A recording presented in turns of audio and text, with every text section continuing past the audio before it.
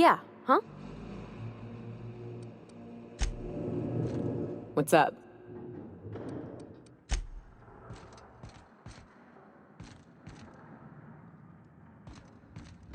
Get in there, troops! For Monarch! For Halcyon!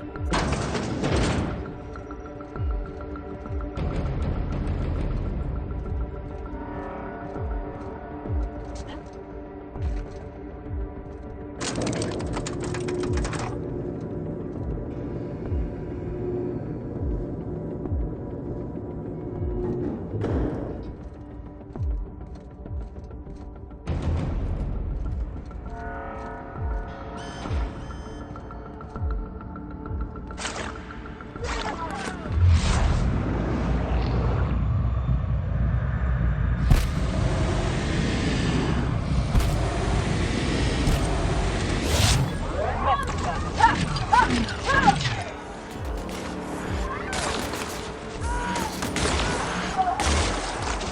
they come!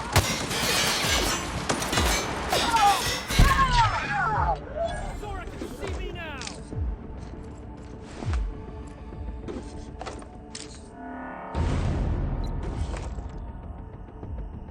Take him down!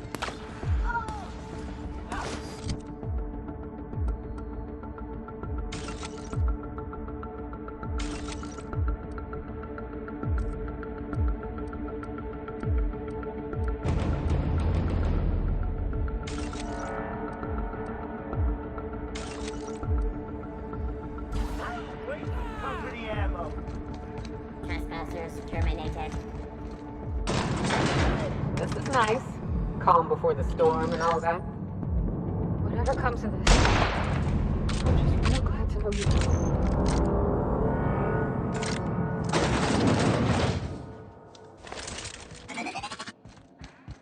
After all you've done, all the work you've destroyed, all the money you've cost me, your misguided crusade has doomed Halcyon.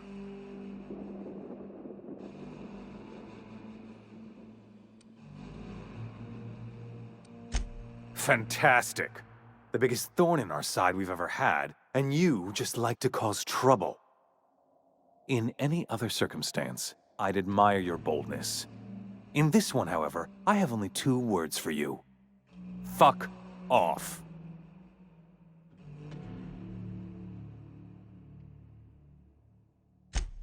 No call for... You unbelievable bitch.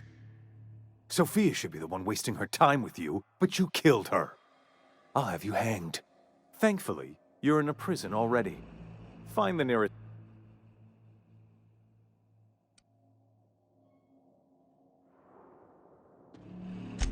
Is that sarcasm? Do you know what I do to people who employ the lowest, most base form of humor? I fire them. Alas, as you are woefully unemployed, I'll have to do the next best thing and have you killed. In the next room is the finest automechanical purveyor of death ever made. Try not to scratch the paint with your skull, it was fucking expensive.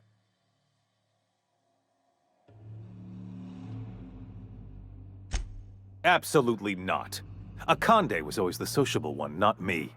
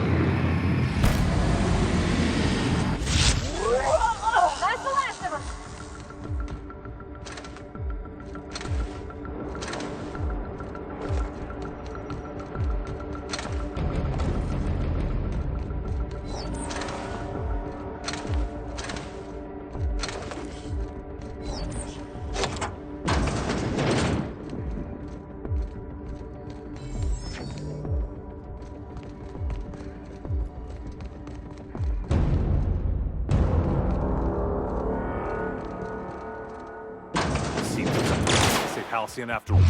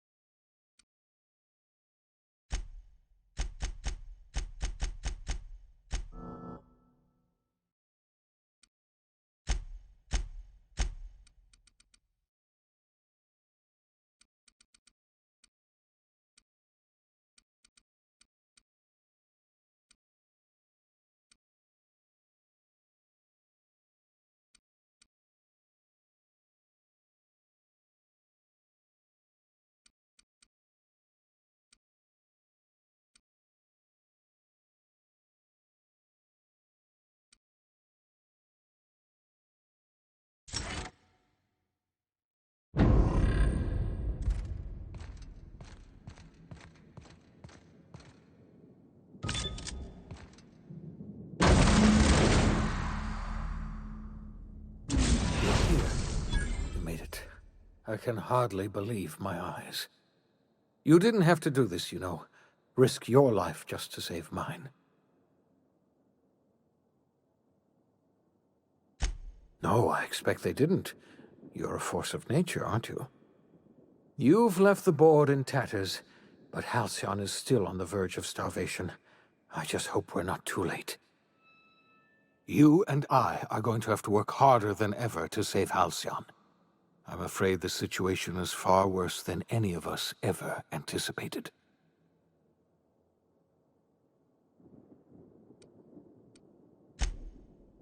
Earth has gone dark.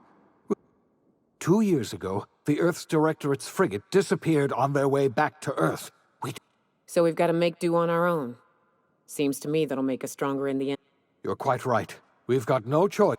You mean we're all alone out here? Really alone? I'm afraid so, Miss Holcomb. Halcyon is the only home we have left. Earth isn't going to help us.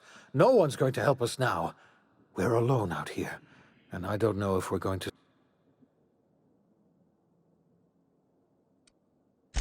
Yes, yes. I don't know what happened, but something must have gone horribly wrong. I don't know why Earth's gone silent. I don't even know if Earth... We have no connection back to Earth, and return is likely impossible. You might have heard of the Earth Directorate's frigate. Half the colony's entire military was on that ship. They were returning to Earth when they vanished without a trace. That was 2 years ago. We haven't heard a word from them since. Whatever happened... I wasn't trying to hide the truth from you, but after all you've done, Oh, yes, I experimented on the Hope's colonists. Each of my experiments ended in catastrophic failure. Each of my subjects died in agony. You are my first and only success. I didn't tell you about the others because I didn't want to burden you. My failures are my own to bear, not yours.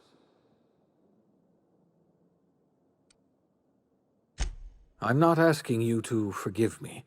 Law knows I won't forgive myself, but I'm going to try to set things right.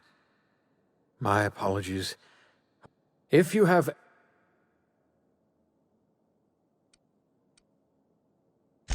I had hoped your fellow colonists might hold the key to saving Halcyon, but I don't have nearly enough chemicals to revive them all. I'll do what I can. I just hope it's not too late. It's time I return to my lab. I'll try to save as many of the Hope's colonists as I can.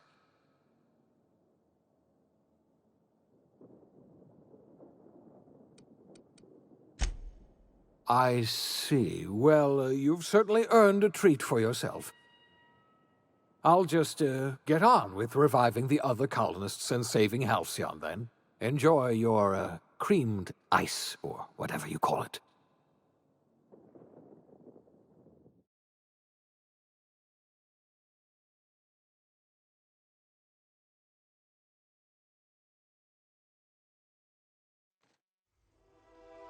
The OSI teaches that everything in the universe happens according to the grand plan. But the stranger that arrived in Halcyon was an unplanned variable.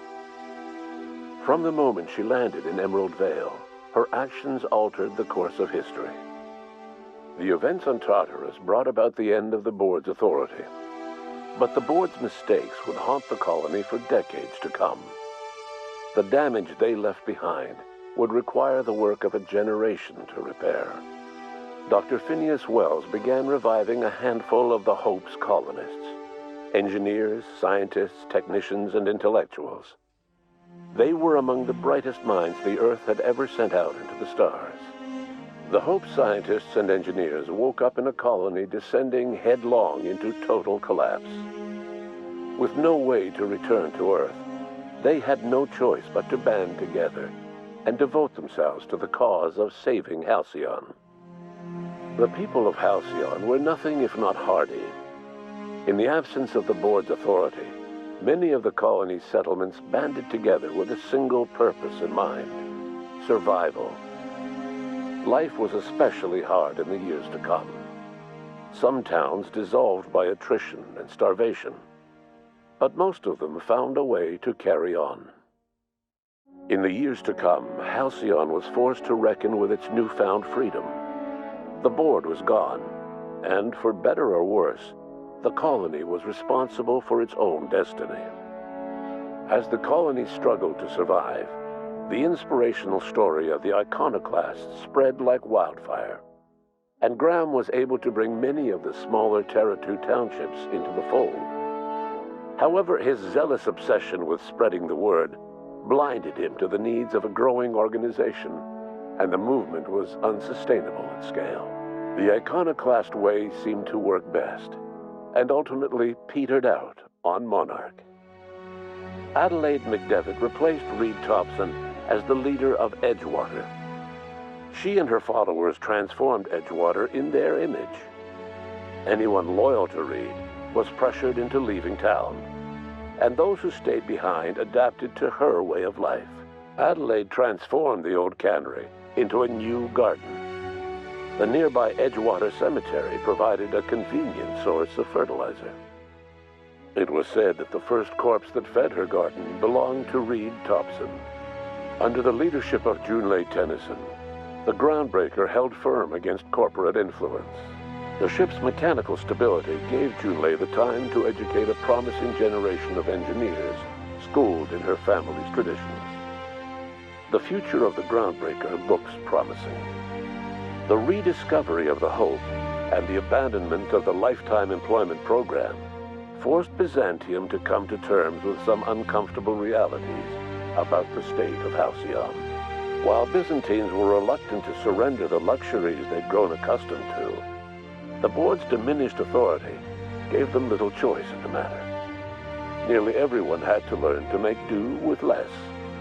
Some even had to get jobs. It was a dark time indeed. After you killed her parents, Ellie left the Unreliable. She returned to her old life in the Groundbreaker's orbit, but her days of mischief and nights of carousal had lost their appeal. She found herself taking bigger and more foolish risks, but something irrevocable had changed. Life in Halcyon was sobering for Felix Millstone. The grand revolution he dreamed of never came. There was no great awakening for the colony, no celebrations in the streets. There was only the hard, desperate work of trying to repair a broken colony. Felix never had a head for numbers, but if there was labor to be done, he was there to help. Eventually, Felix realized that the work of a revolution was done with two hands.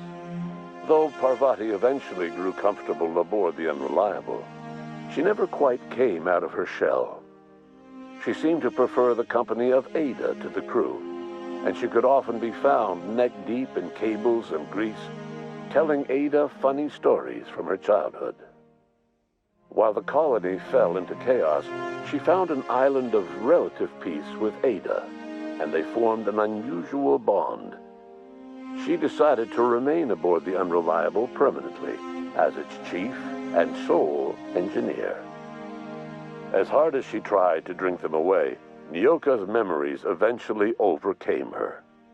Traveling with the crew served as a constant reminder of the family she'd lost, and so she eventually returned to Monarch to get back to what she found most comfortable: the deep end of a bottle and the far end of a trail.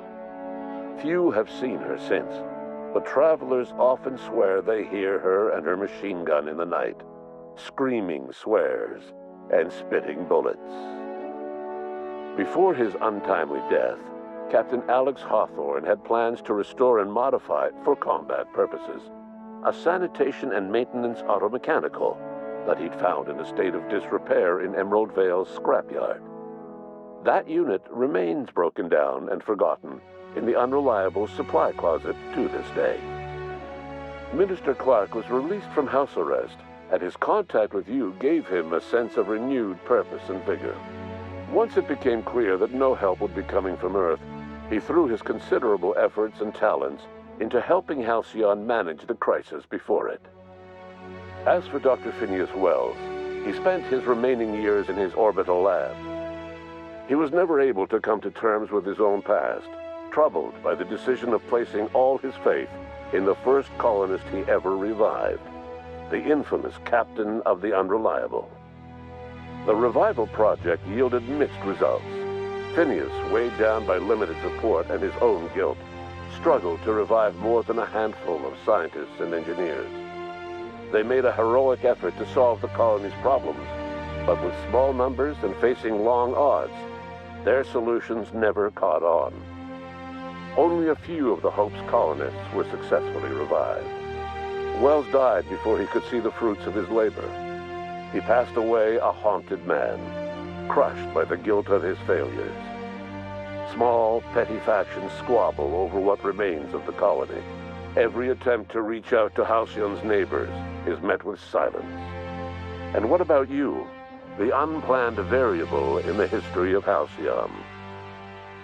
You brought an end to the chaos on Tartarus, and left Dr. Wells to save Halcyon on his own. You had more pressing matters to attend to.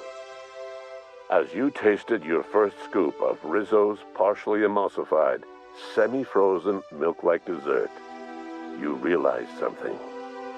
All your troubles, all your adventures, all your struggles and choices, they had all led to this single moment.